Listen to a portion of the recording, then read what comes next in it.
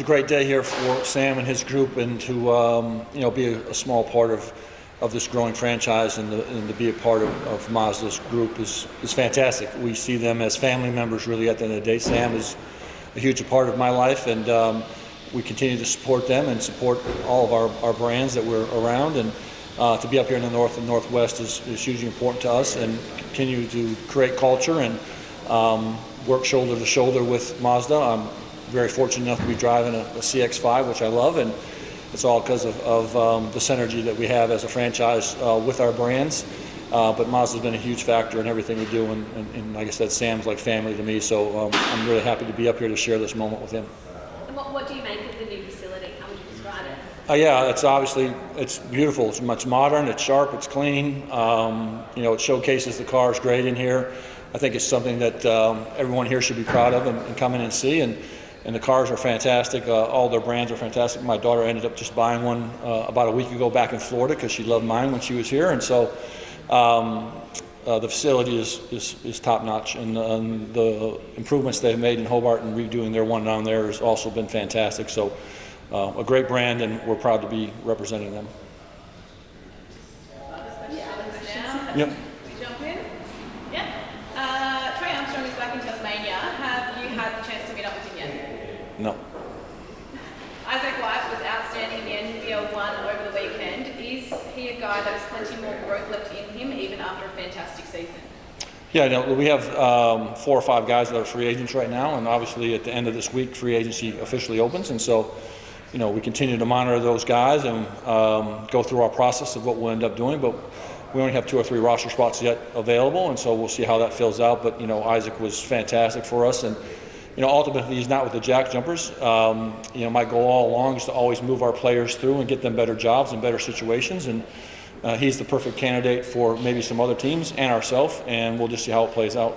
Any update on the Doyle? The update is we're in a very, very, very, very good position with him.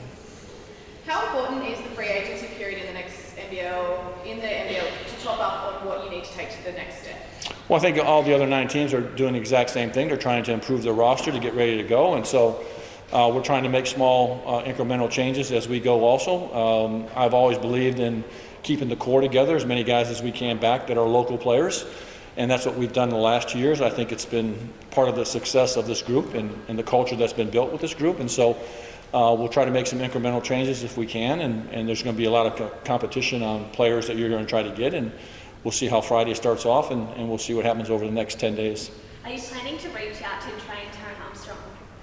Yeah, I'm planning on obviously going up there next week to their first game up there, and then I'll have a chance to sit down with the family. We're in constant communication with them. Ben is part of our Bloodlines group. Sam Armstrong is part of our Bloodlines group. So we are quite familiar with them, and we'll see what happens. And there's 6 or 7 other players up here in the Northwest that we're tracking that are either in school or coming back, and so they're all hugely important to make sure that we're supporting them and being around. In terms of the Northwest sort of tour you've done, just how much have you seen those players and taken into account a lot of those players that might come into your system in the next 2-3 years? Yeah, I mean, for me it's been a really an eye-opening trip, to be quite honest with you, because normally in the last 2 years with COVID I've kind of stayed in the middle of the state and just traveled through the areas between basically Ulverston and Hobart, and now in the last 3 or 4 weeks I've been in Scottsdale and De La Reine and Georgetown and other places that I probably would not travel to, and so to be out and about and see the brand and see the kids wearing the Jack Jumper gear and following games. This weekend I was in Ulverston and Devonport watching games. It's just inspiring to see these kids out playing, and the game is exploding, and we're hopefully a big part of that and to grow the game, and it's just good to keep tabs on everyone, and more important just to show support up here and be up here as much as we can. You talked about Trey there and Tasmanians. You'd like to see a couple of Tasmanians eventually, but yep. to earn that Absolutely. The other day. How great would it be to have someone like him on board and inspire the Tasmanians down here as well? Yeah, I mean, we had Cy Deans obviously who went through the process already with us and has been great, and we will have Tasmanians on this roster eventually. It's just a matter of time, but again, the reality is there's only one Tasmanian playing in all the NBL. It's not like there's like 20 or 30 of them running around and teams have them.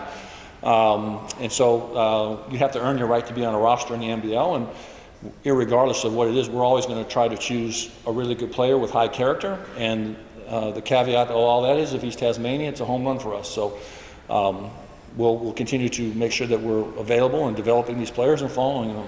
What is it about Trey that sort of impresses you as a player? How do you put that? Well, I think just, for me, it's really important that these kids are, not just Trey, but any of them that are leaving the state, that are getting coached in select teams, that are playing in under 16, under 17 games, that are being coached by other players. And then on top of all that, the ability to go to the United States and spend a year or two, or in his case, 4 years to come back. That's a huge growth period for a kid like that, and I'm always looking for those type of players that are stretching themselves and doing those type of things. And again, we'll have some conversations with them, and we'll see what happens. The players that we've made playing over in Europe at the moment, how are you tracking their progress?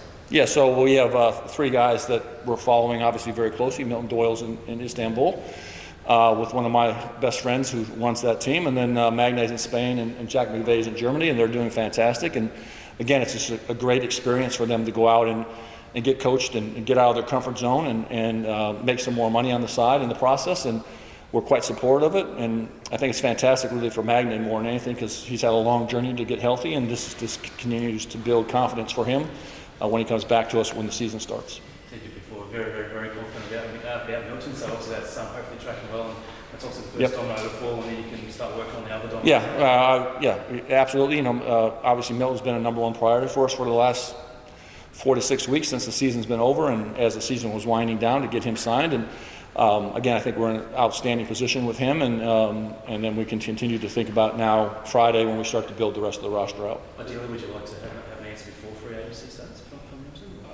Milton? I'm very comfortable where we're at. Is there anyone else on your radar? Yes. There are a number of sort of high prospects in the free agency this year, like Yep. Pinder and Miguel White. Are there any sort of big names that you'd be willing to announce that you're sort of looking at trying to get? Yeah, absolutely not. Yeah, it's internal business really at the end of the day, and the other 9 teams are doing the exact same thing, and they might be a little more vocal. I think one of the things that I pride myself on in our group and our coaches, that things with us are internal. You don't hear a lot of rumors with the Jack Jumpers, and we do that intentionally because we have a lot to offer to players, and really this is becoming a destination, and we have a lot of people now reaching out to want to come here. And so it's just a great credit to the organization and where it is, and to be in a place like this and have the sponsors that we have, it attracts players. And so we continue to build on that, and I won't share who we're after, but we're trying to take a swing at all the best players we possibly can that fit Tasmanian and fit the Jack Jumpers culture.